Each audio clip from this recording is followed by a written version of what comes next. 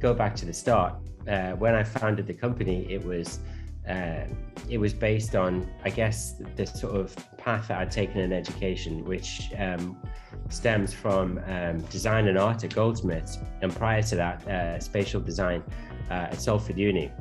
So, the spatial design aspect, was naturally going to lead on to architecture. But I realized pretty quickly, after seeing an Archigram exhibition from the 1960s and the visionary architects in those days, there was no way you could create any of those environments without moving into a different field outside of architecture. So that's where the sort of art and design at Goldsmiths came in.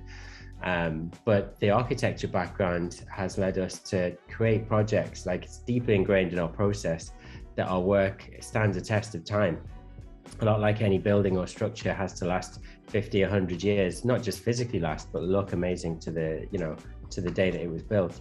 So that's sort of deeply ingrained in our process. And then I guess the art and the design theory means that we integrate so well with other architects, with cultural planners, with developers, with museums and sort of large scale cultural projects like that. So we have that deeply ingrained process.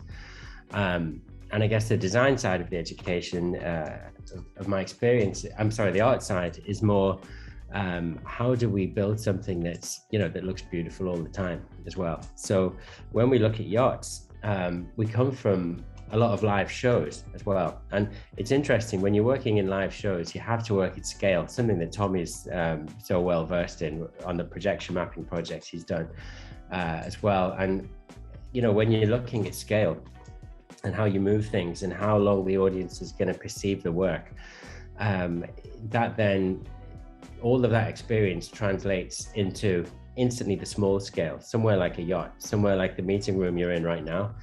If you're in that room for how many hours or how many weeks, how do you create something that stands the sort of test of time and the closeness you have with it? If it's LED or if it's OLED or whatever the technology is that's emitting light, how do you make it super comfortable for people who are in those environments? And I think that's where we come from. There's a lot of people doing video art. There's a lot of digital artists now with the NFT world who are coming out with their sort of version of art. But what we do is we create work that is experienced as well as not just seen, and it's that experience-led process that goes into our work, which I think is why it works so well for yachts, because we really think about the people who are in there. We really think about how long they're going to use it for and how they're going to feel in year 1 to 10 or more, Fighting apathy, well, I'd say that's the problem we all face. And but what we definitely want to do is create something that's living and breathing, without it being too intense. Like, we tell stories, like we've told stories over, meters and kilometers in terms of space. But what we really do is, what we do in a situation like this is create something that's, you can't get tired of looking at something that's subtly changing all the time, one of the aspects that we have is, that we look at is, do we make this hyper reactive, or how much do we control the reactivity? And then if the client or the interior designer wants to have interactivity for any reason, how far do we go there? Because as soon as you give so much freedom in the interactivity, that's when people start to test the limits of what it is, And we want this thing to be a system of discovery over multiple years. That's the plan. If they want something that's like essentially immersive theater on a yacht, something that can change the entire mood of the interior on multiple floors, then that's something that we can go in and sort of visually script in a way where it wouldn't get tired. But if instead it just has to be like hyper refined, hyper minimal and hyper tasteful, built into the situation that it's already going to be embedded in, then we can do that too. And I know that sounds wide ranging, but it really does go from like immersive theater to a beautiful piece of art on the wall. And in terms of the technologies, we always put the technology in the background. However, it's what we use as our tool. So we would work with the interior designer to say, like, how obvious is this? You know, is this going to be melting into the background? Is it going to be revealed? Or how do we do it so that it's, you know, it fits in with our vision, essentially? And I think that's the point. What a lot of people realize is all of a sudden they've gone from working with what they see as a supplier of some digital art. And what they've found is they've ended up with an agency that, you know, not only define a brief for them and help them define the brief, but then, you know, come up with a strategy and a roadmap way in advance to why it works. So they get both, they get the art and design, which is essentially what Immersive does. There's so many different ways to approach this holographic technology and VR technology. But the one thing that we've got with the super yachts is we have a space that we absolutely know where everything is. So many things are bolted down in so many respects, right? So we know where the walls, the ceiling and everything is, and we know where certain elements are. So given the fact that we could use some amazing headsets, some hyper cutting edge headsets that won't really age, at least for a couple of years, then there's certain things that we could do that, you know, a lot of other projects could never have that option. So like a government run project could never have the latest XR headset, you know, but we could do that. We could find a way to integrate that in so you can have these amazing experiences, and simply even just phone experiences as well. We could make a custom app specifically for the owner, and because we've done a LiDAR scan of the entire space built into our app, we could do really high res and like super gorgeous shaded details, because there's things that, you know, a lot of the reason that AR doesn't look so good is because it doesn't respond to the natural light. But we'd be able to install ways to sense the light in the room, sense where it's coming from, and then shade the content in that way.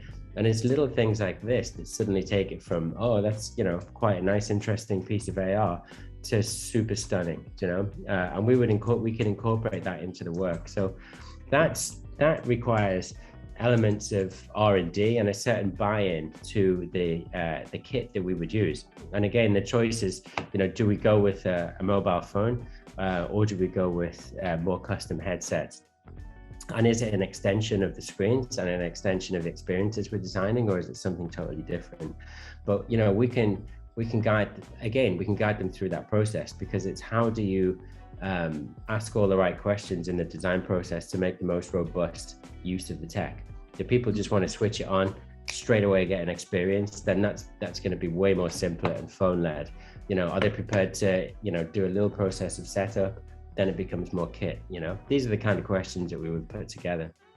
Your hands are slightly tied because of the amount of privacy that we offer as well. So knowing that we're never going to, you know, publish any of the stuff, how do we show it? Some people show their work through, I guess, NFTs, or they might show it through having a space in the metaverse, or they may have some gallery exhibitions. We've got a Gallerycom exhibition coming up in December here in Shanghai.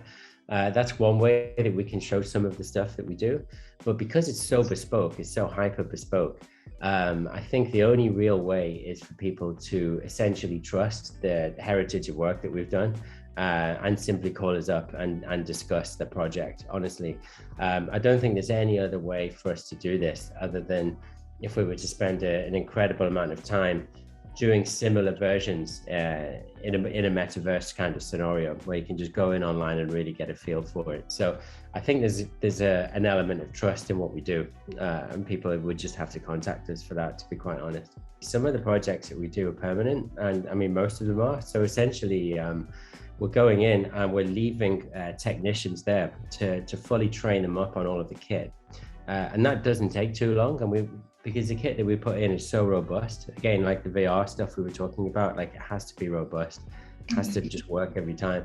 So the media service, the cabling, everything is already being tested on shows like the Olympics, where we've got, you know, hundreds of millions of people watching, or in you know, the most visited museums in the world.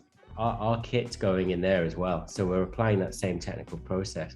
So the training of the onboard team can be done in a matter of weeks. And obviously, you know, these things are at sea. So we need to make sure there's an absolute fail-proof system set up. And it's a lot like the live industries, to be honest.